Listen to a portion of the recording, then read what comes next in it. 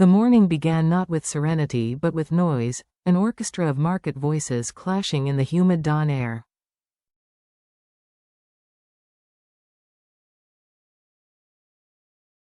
Vendors shouted over one another, their calls tumbling into a wall of sound that seemed to make the very ground vibrate.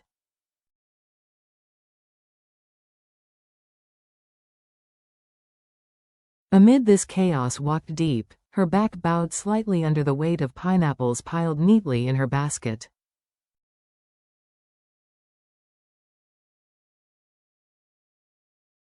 Each fruit gleamed in the pale sun, golden, rough-skinned, resilient. Much like her.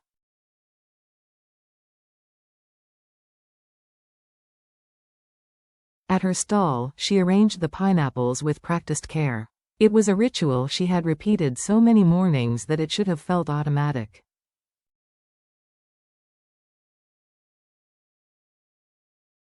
But today, every motion felt heavier. Perhaps it was because James, her husband, was gone again, whisked away on business in the still hours before dawn.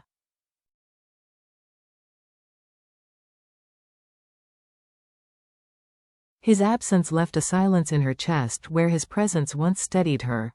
Her voice rose above the market chatter, soft but insistent. Pineapples, sweet pineapples.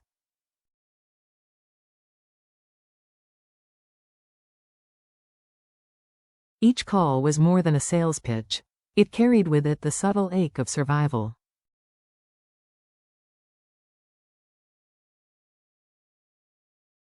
Strangers stopped, exchanged coins, and moved on.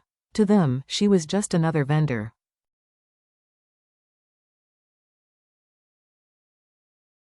But inside her, every pineapple sold was a piece of her resilience, a fragment of her strength traded for another day's endurance.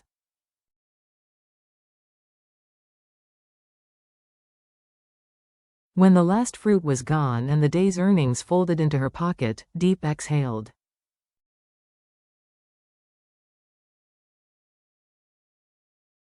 The market noise still swirled around her, but she had survived another morning. A visit to James's mother.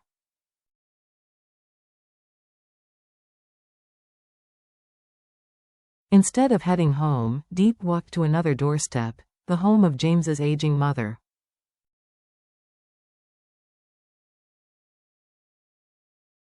The old woman's frame was bent, her eyes alight with warmth that even time could not extinguish.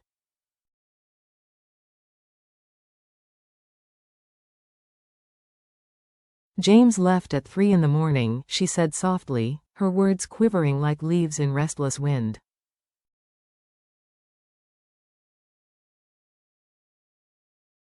She spoke of her son with both pride and worry, her voice betraying the loneliness she tried to hide.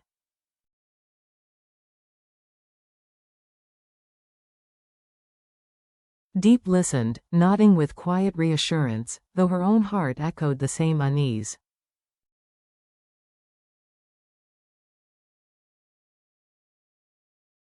She promised to return often, to sit with the old woman, to keep her company when the house felt too empty.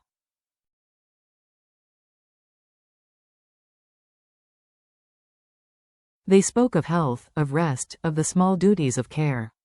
At the threshold, the woman's trembling arms wrapped around her, her whisper urging, "Stay strong."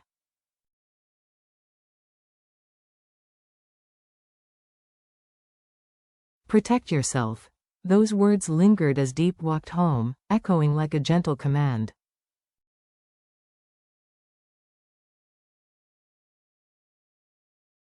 The cry on the roadside. The road curved through trees and dust when a sound broke her steps.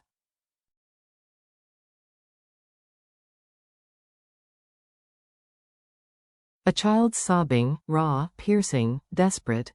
There, huddled by the roadside, was a little girl.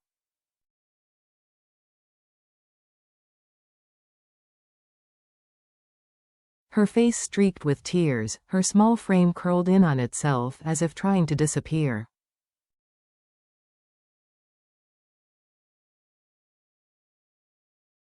Diep knelt, her voice soft. "What's wrong, little one?" Between broken sobs came the truth. Her mother had not come back.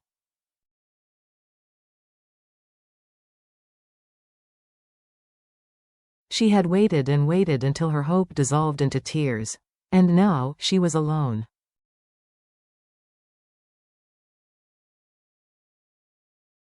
Diep's chest tightened. She could not walk away. With the help of another passerby, she took the girl to the police.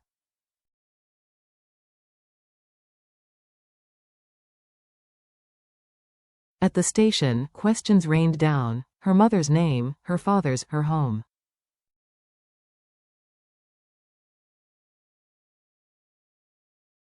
But the child's answers were fragments, swallowed by grief. No records matched. No door opened.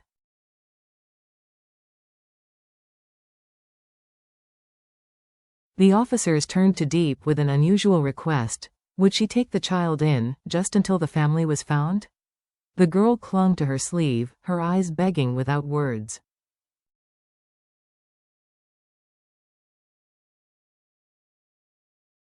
Diep hesitated for only a heartbeat. Then she nodded. She could not abandon her. A new beginning.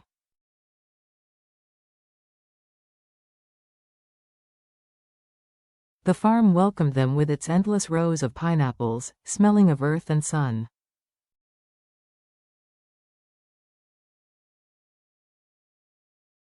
Diep placed a small hat on the girl's head to shield her from the harsh rays.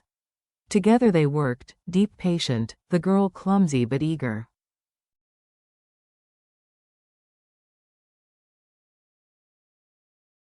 Their laughter rose, timid yet real, softening the shadows of absence. At the market, the girl echoed Diep's calls, pineapples, sweet pineapples. Strangers smiled, drawn to the innocence in her voice.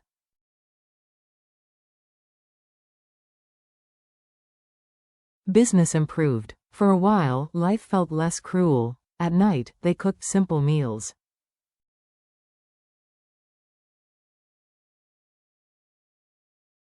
The girl spoke of her mother through trembling words and quiet tears. Diep held her small hands and whispered promises. We will find her.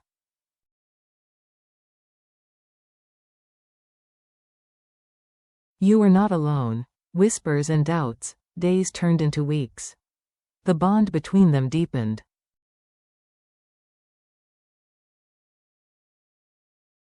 Yet shadows crept in. At the market, whispers followed Diep. Some praised her kindness, others gossiped cruelly about her absent husband, about the child clinging to her side.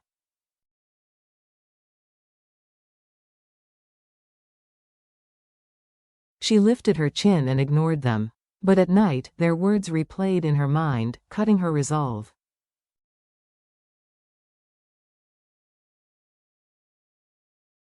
Then came the storm. Rain lashed the roof, lightning split the sky. The child sobbed in terror, clinging to her.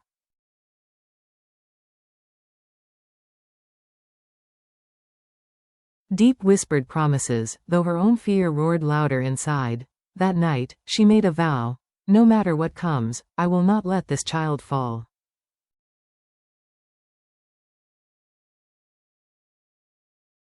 The bond that felt like family. Morning mist draped the fields as they worked side by side.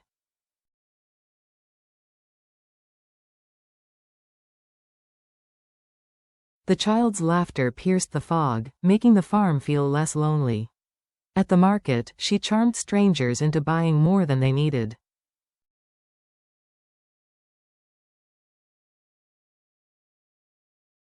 Coins filled a small jar on their shelf, a fragile proof that they could survive. In the evenings, the girl helped in the kitchen, spilling water, giggling at her mistakes.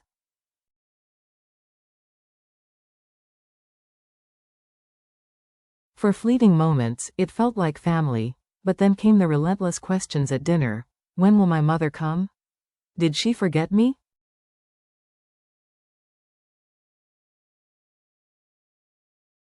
Diep's heart broke with every word. She held the child's face in her hands and whispered, I don't know.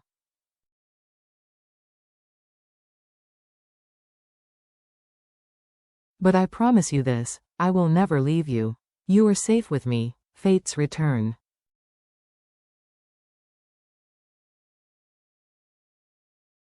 And then, one ordinary market day, fate returned. A woman with sharp, frantic eyes appeared, scanning every face.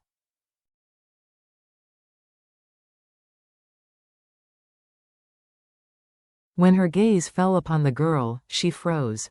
The child froze too, then cried out, "Mama."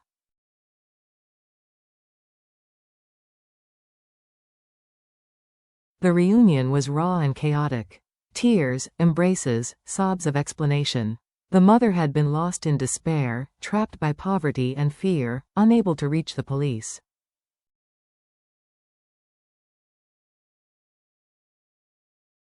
But now, she was here. Diep stood still, torn between relief and loss. She had promised the girl she would never leave her.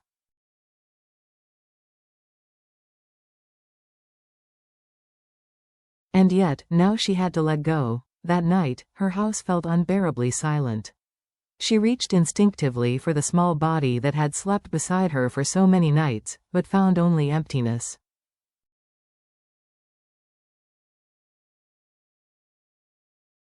Tears slipped down her cheeks, tears for the child, and for the cruel reminder of life's impermanence.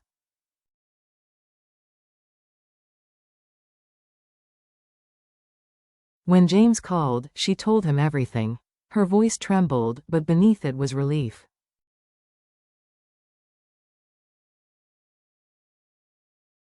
Relief that the girl was safe. Relief that she had kept her promise. Aftermath and resolve.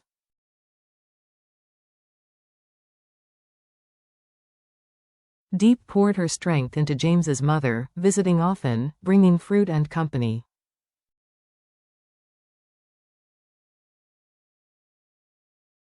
She told herself that when James returned, they would build something lasting, strong enough to endure storms.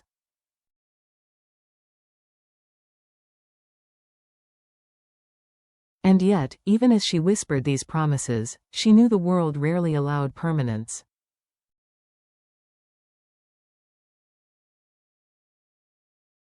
What remained was not certainty, but resilience, the resilience of a woman who had carried both her own burdens and those of a child who stumbled into her arms.